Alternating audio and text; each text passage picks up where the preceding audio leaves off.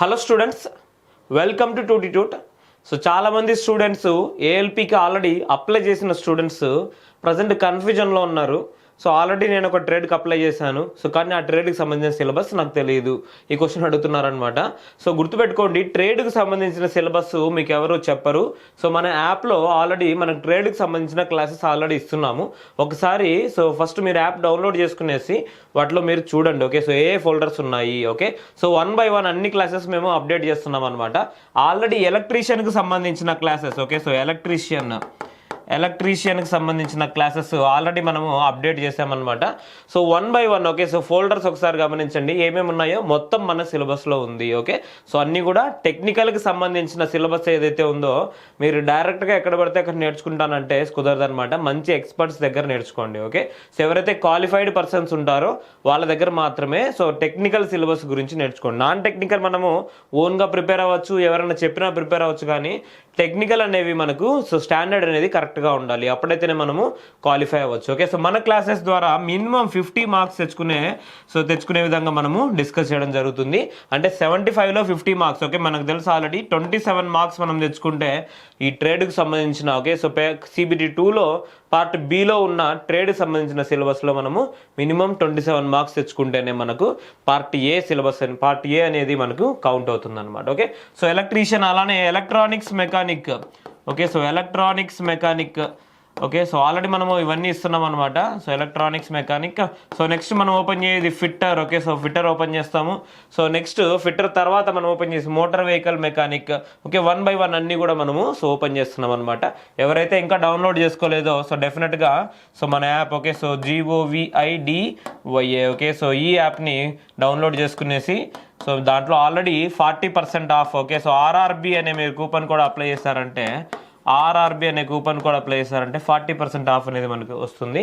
So మీరు purchase చేయాలనుకుంటే ఇమీడియట్గా పర్చేస్ చేయొచ్చు. ఒకసారి సిలబస్ గురించి ఏమైనా డౌట్ ఉంటే మాత్రం డెఫినెట్గా కాల్ చేసి మాట్లాడండి. సో మన సిలబస్ అనేది సో ITIలో 4 సెమిస్టర్స్లో ఏదైతే సిలబస్ ఉంటుందో, ఓకే, సో మొత్తం సిలబస్ అనమాట. ఓకే, సో కొంతమంది ఎలక్ట్రానిక్స్ వాళ్ళు కన్ఫ్యూజ్ అవుతున్నారు. Okay, so electronics mechanic choose చేసుకోవాలా లేకుంటే so radio and TV mechanic choose చేసుకోవాలా అని చెప్పేసి డౌట్ పడుతున్నారు. ఓకే, సో రెండిటికి ఆల్మోస్ట్ సిలబస్ సేమ్ ఉంటుంది అనమాట.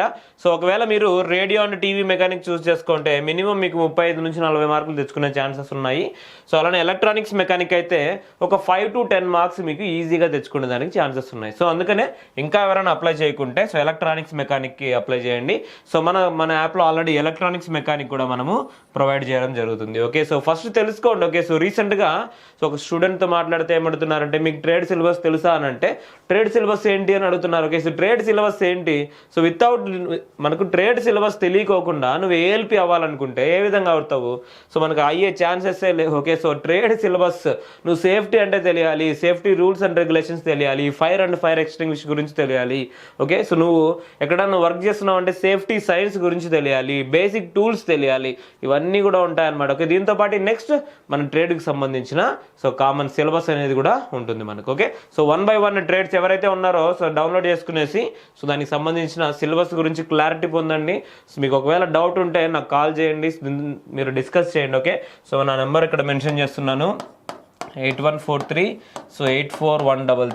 ఓకే, సో ఈ నెంబర్ కాల్ చేయండి లేదా మెసేజ్ పెట్టండి. సో ట్రేడ్కి సంబంధించిన మీకు ఎటువంటి డౌట్స్ ఉన్నా ఏ బ్రాంచ్ అయినా కానీ, ఓకే, సో మెకానికల్ కానీ ఎలక్ట్రికల్ కానీ ఎలక్ట్రానిక్స్ అయినా కానీ సో మేము ఆల్రెడీ అన్ని రకాల ట్రేడ్స్ని సో అనాలిసిస్ చేసిన తర్వాత మాత్రమే సో మేము ఇది చెప్తున్నాం అనమాట.